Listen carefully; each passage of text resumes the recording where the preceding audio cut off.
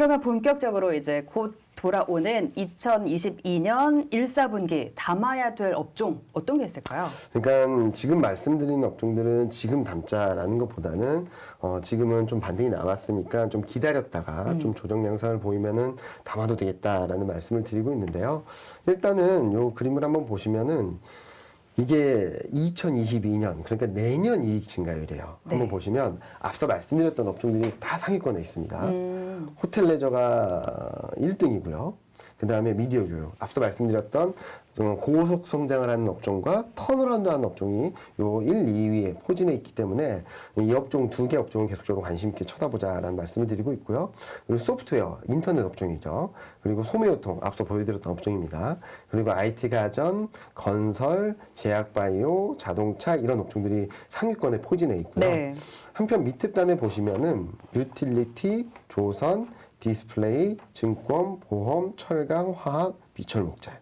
그러니까 올해 굉장히 좋았다라고 할 수 있는 시클리컬과 은행, 금융업종이 이렇게 하위권에 포진해 있어요.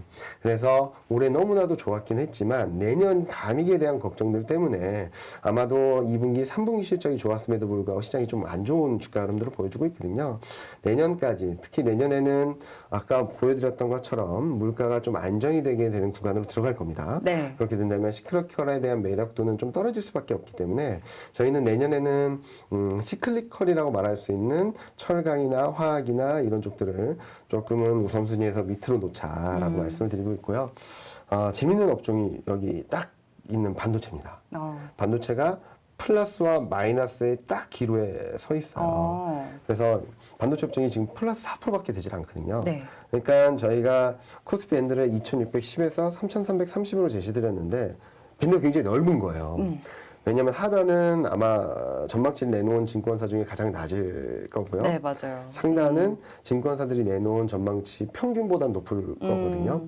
이처럼 밴드를 이렇게 넓게 가져간 이유는 반도체 때문입니다. 네. 4% 이익 성장이라고 하면은 22년 4분기 실적 시즌을 지나면서 내년 이익 전망이 조금만 떨어져도 역성장에 대한 걱정들을 살 수 있어요. 그러면 주가가 좀 변동성이 커질 수 있고 이제 1분기를 지나면서 우리가 생각했던 것보다 반도체 사이클이 올해, 그러니까 2022년 중에 플러스 반전을 할 수 있어 라는 기대감들이 들어오면 1분기 실적을 지나면서 이제 이익 전망이 올라오겠죠. 네. 그러면은 마이너스 증가율이 예상되었던 이익 전망이 플러스 반전을 할 거라는 거죠. 그럼 턴어라운드에 대한 기대감이 또 강해질 수 있어요. 그러니까 주가 변동성이 반도체 업종이 좀 드라마틱할 수 있다라고 생각을 하거든요. 그래서 반도체 업종은 저희는 2022년 계속 가장 주목하는 업종이긴 한데 네. 지금은 조금 리스크 관리를 하자라는 차원에서 말씀을 드리고 있습니다. 네, 이렇게 해서 1, 4분기에 담아야 될 업종, 좀 좋아질 업종을 중점적으로 살펴봤습니다.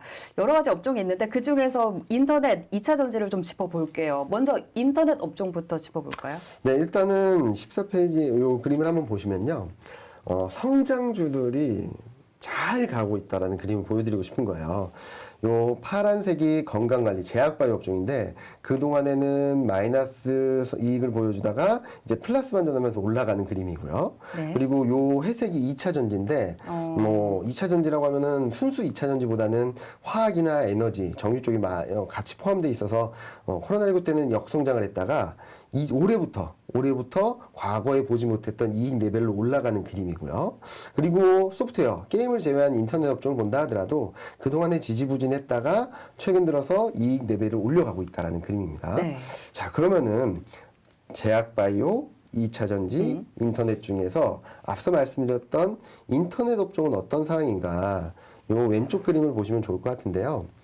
기존의 제가 여기서 게임을 제외한 이유는 네. 온라인 게임 연평균 성장률이 한 자릿수가 안 돼요. 그래서 그보다는 인터넷, 뭐 네이버, 카카오 같은 인터넷 업종들이 기존에 갖고 있던 사업 부분은 굉장히 고성장을 합니다. 여전히. 네. 이런 상황에서 메타버스라든지 웹툰 같이 새로운 사업들이 계속적으로 편입되고 있거든요. 네.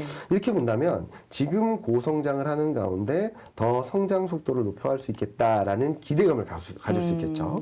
그리고 요 옆에는 이게 자동차, 전기차 출하량인데 올해 그러니까 코로나19 상황을 지나면서 가속 성장을 하는데 이 상황에서 전기차 침투율도 굉장히 빠른 속도로 올라오고 있기 때문에 저는 2차 전지하고 인터넷 업종을 가장 유망하다. 라고 말씀을 드리고 있어요. 네. 그리고 이익 전망 흐름을 본다 하더라도 우상향하는 그림들을 계속적으로 보여주고 있고요. 인터넷 업종들이. 그리고 2차 전지 업종을 보면은 여기 플랫하게 보여지는 그림이 있는데 이게 왜냐면은 화학하고 정유 쪽이 포함돼서요. 이렇게 순수하게 분류된 종목들이 대형주들은 특히 네, 많지 않다 보니까 순수하게 2차 전지 쪽만 본다면 굉장히 고성장을 하고 있거든요. 그리고 또 하나 말씀드리고 싶은 것은 내년에는 좀 이따 보여드리긴 하겠지만 유럽 쪽에서 자동차가 많이 팔릴 것 같아요. 유럽에서요? 네. 유럽은 환경 규제나 이런 것들이 굉장히 타이트해서 전기차 판매 비중이 좀 높거든요. 그렇게 본다면 2차 전기에 대한 수요가 높아질 수 있고 그리고 미국에 배터리 공장이 있는 기업들이 한국하고 일본밖에 없어요. 근데 일본이 워낙 작아서 만약에 미국 쪽에서 자국 우선주의를 통해서 2차 전지라든지 전기차 사업을 육성시킨다면 아마도 한국 배터리 업체들이 굉장히 주목받을 수밖에 없거든요. 네. 이런 성장 모멘트, 유럽과 미국 성장축을 갖추고 있다는 점에 있어서 한국 2차 전지 업종들은 계속적으로 주목해서 봐야 된다라는 말씀을 드리고 있고요. 네. 그렇게 보고 있어서 인터넷하고 2차 전지 가장 꾸준히 가져가셔야 되는 네. 이번 상승 사이클에서 놓쳐서는 안 될 업종이다라고 생각을 하고 있습니다. 네, 이 상승 사이클에서 놓쳐서는 안 될 좋아질 업종으로 인터넷 그리고 2차 전지 업종 말씀을 주셨어요. 그런데 또 개인 투자자분들이 많이 관심 있는 게 제약바이오주인데 올해도 안 좋았는데 네. 뭐 코로나 관련 아니건 안 좋았잖아요. 네. 내년에도 지금 안 좋을 거라고 보시는 건가요? 종목대는 가능할 것 같아요. 그래서 저희가 탑9을 제시드렸는데 그 안에 탑9 안에서도 유망 종목으로 유한양을 추천드리긴 했어요. 이쪽에 신약 개발이나 이런 쪽들이 있어서 주목을 받을 수 있다라고 말씀드리는데 저희가 섹터 그러니까 업종 전략으로서 제약바이오를 편입시키면은 제약바이오 업종이 전체가 다 좋아 보이는 것처럼 보일 수 있거든요. 그래서 업종 추천에선 제외하고 종목 추천으로는 종목 단위에서 접근은 가능하다라고 말씀드리는데 그 이유를 이 그림을 통해서 아실 수 있을 것 같아요. 네. 보시면은 제약바이오 업종의 이익이 2020년 코로나19를 기점으로 드라마틱하게 올라온 건 맞습니다. 그런데 내년 이익은 그렇게 좋지는 않아요.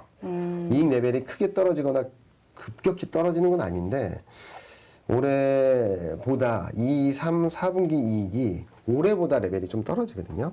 그래서 이익 증가율을 보시면은 올해까지는 그래도 이익 레벨이 좋아졌는데 내년 1분기까지는 괜찮습니다. 그래도 플러스이긴 한데 2분기, 3분기, 4분기까지 전년 대비 이익 증가율이 마이너스 10% 이하거든요. 이런 것들을 봤을 때는 업종 전체가 좋습니다라고 말씀드리긴 어려운데 워낙 제약바이오 업종 내에서는 여러 가지 그쵸. 항목들이 많더라고요. 네. 바이오, 뭐 진단 키트, 신약 개발, 네, 뭐 항암, 뭐 여러 네. 가지가 있잖아요.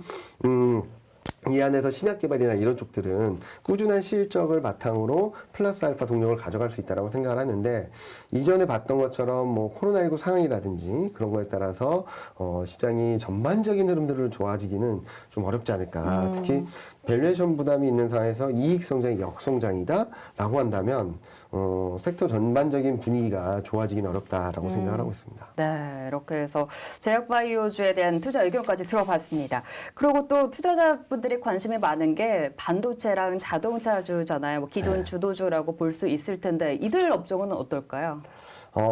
지금 현재 보면은 어떻게 보면은 병목 현상이 최대 피해 업종이기도 하죠. 그쵸.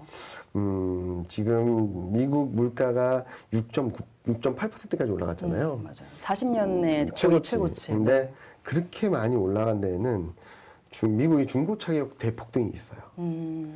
미국 중고차 가격이 전월 대비 한 4, 50%씩 계속 전년 대비 증가를 하고 있거든요. 네, 다 반도체 병목 현상 때문에. 네. 그러니까 네. 신차가 새롭게 공급이 되지 않다 보니까 차를 사고 싶은 사람들이 중고차 중고차 시장으로 사고, 가는 렌트카 거예요. 하고, 네. 그래서 우리나라도 외국 브랜드 자동차 중에 인기가 많은 자동차는 중고차 가격이 더 높아졌다라고 얘기 많이 맞아요. 하더라고요. 저 아는 사람도 더 비싸게 네, 팔았더라고요. 네, 맞아요. 그런 현상이 벌어질 정도로.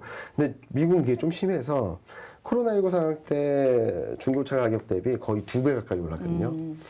그 정도로 굉장히 심각한 상황인데, 자, 이게 풀리면은, 신차가 원활하게 공급이 되면서 신차 가격도 조금씩 올라가고 있거든요.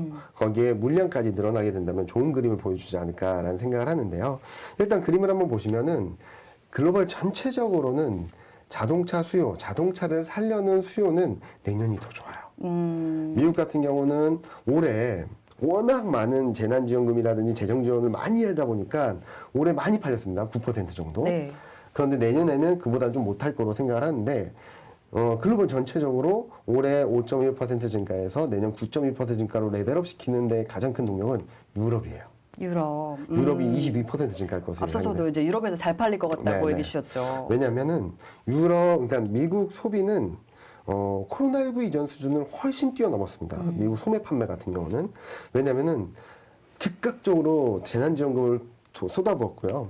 그리고 실업급여를 보완해 줌으로 인해서 직장을 나가지 않아도 돈을 더 많이 받을 수 있는 환경을 만들어줬어요. 네. 그러니까 일을 하지 않아도 소비를 충분히 했던 상황이죠. 아. 근데 유럽은 여전히 역시 유럽이라고 말할 정도로 회복기금이란 거를 설정을 했는데 회복기금을 집행하기 시작한 게 올해 하반기부터예요.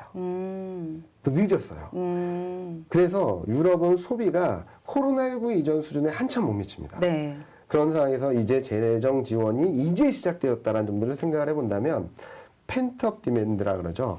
억눌렸던 수요가 튀어오르는 그림들은 2021년은 유럽 쪽에서 기대해 볼 수 있겠다. 그런 그림들을 여기서 자동차 수요에서도 보여주고 있다라는 말씀을 드리고 있고요. 그런 상황에서 현대차 그룹을 보면은 글로벌 점유율이 10%를 넘어서고 있습니다. 네. 굉장히 좀 높은 점유율을 갖고 있거든요. 자, 점유율이 높아진 상황에서 수요가 높아진다. 그러면은 아마 레버리지 효과라 그러죠. 네네. 사업 영역, 점유율이 높아진 상황에서 이 사업이 업황이 좋아진다 그러면 너무 좋아지겠네요. 그만큼의 네. 효과들이 더 배가 되는 상황이 벌어질 수 있거든요. 그래서 자동차는 아마 내년에 병목 현상이 완화된다 이런 시그널만 들어오게 된다면 굉장히 좋은 그림을 만들어줄 수 있고 이익 전망 흐름도 좋습니다. 그리고 반도체 같은 경우는 여기 네. 보시면은 고정 가격 전망의 하단도 그리고 전망 가격 상단도 올해 4분기 내년 1, 4분기를 기점으로 이렇게 좀 바닥을 잡고 이렇게 올라가는 그림을 보여줄 수 있다라고 생각을 하거든요. 그런데 재밌는 것은 최근 전망치가 조금씩 변하고 있어요. 네. 왜냐면 여기 그림을 보시면은 하단이 내년 가도 플러스 반전은 쉽지 않다라고 예상을 많이 했어요. 근데 최근 전망은 내년 하반기부터 플러스 반전이 가능할 것 같다라는 얘기들이 나오기 시작하고 있어요. 네. 그러니까 지금 봤던 그림보다는 조금 좋아지는 그림들이 좀 앞당겨지고 있거든요. 그런 그림들을 좀 생각을 해보신다면 아마 내년에는 자동차가 견조하게 흘러가는 가운데 반도체의 그림의 업황에 대한 기대감들이 어떻게 변하느냐에 따라서 시장이 크게 움직일 수 있다라고 생각을 하고 있고요. 네. 이익 전망 흐름을 보시면은 이익 증가가 올해보다 자동차 이익 레벨이 높아질 전망입니다. 네. 그렇게 본다면 자동차는 크게 걱정을 하지 않고 있습니다. 병목 현상 완화 시그널이나 이런 것들만 들어오면은 충분히 증시가 움직일 수 있고 올해보다도 이익 레벨이 높아졌다는 점들을 좀 눈여겨보실 필요가 있다라고 생각하는데 자, 앞서도 말씀드렸죠. 반도체가 내년의 관건이다. 그렇죠. 네. 그래서 밴드가 넓어졌다고. 넓어졌다고 말씀드렸는데 내년 하반기에 코스피가 얼마나 올라갈지 얼마나 빠르게 올라갈지도 반도체가 좀 잡고 있어요. 네. 요 이익 전망을 보시면 이익이 너무 많이 떨어지긴 했습니다. 지금도. 근데 한 단계 좀 더 떨어질 수 있어요. 그런데 내년이 중요하다고 말씀드린 이유가 자, 내년 1분기, 2분기가 안 좋은 건 다 알아요. 네. 근데 3분기, 4분기 이익이 얼만큼 올라올지 앞서도 말씀드렸던 게 반도체 사이클에 있어서 상승 반전하는 시점이 2023년으로 전망이 됐지만 이게 좀 앞당겨질 수 있다는 전망들이 조금씩 들어오고 있거든요. 네. 그렇게 되면 내년 1분기, 2분기를 지나면서 3, 4분기 실적 레벨이 어느 정도 수준일지를 봐야 될 것 같아요. 만약에 이 정도 수준에서 조금 높아지는 정도에 그친다면 내년은 아마 제가 말씀드렸던 박스권, 역사적 고점이라고 할 수 있는 3,300선 정도로 갈 수 있고 만약에 전망에 대한 눈높이가 빠르게 올라오면서 내년 하반기부터 턴어라운드 할 수 있다는 기대감들이 들어와서 내년 2022년 3분기, 4분기 이익 전망이 2021년, 그러니까 올해 전망보다 높아지게 된다면 좀 속도나 반등 탄력은 더 강해질 빨리. 수 있다. 라고 생각을 해서 지금은 안 좋은 거 다 알고 있지만 내년 지금이 안 좋은 것보다도 내년 3분기, 4분기 실적 레벨이 올해 3분기, 4분기 실적 레벨과 비교해 봤을 때 어느 정도 수준인가를 좀 꼼꼼히 따져보시면은 아 내년 하반기는 좀 편할 수 있겠다 아니면 좀 더 길게 가도 되겠다라는 것들을 좀 가늠하실 수 있을 것 같다라는 생각을 하고 있습니다. 네, 이렇게 해서 투자자분들의 관심이 많은 반도체 그리고 자동차 업황 분석까지 해봤습니다.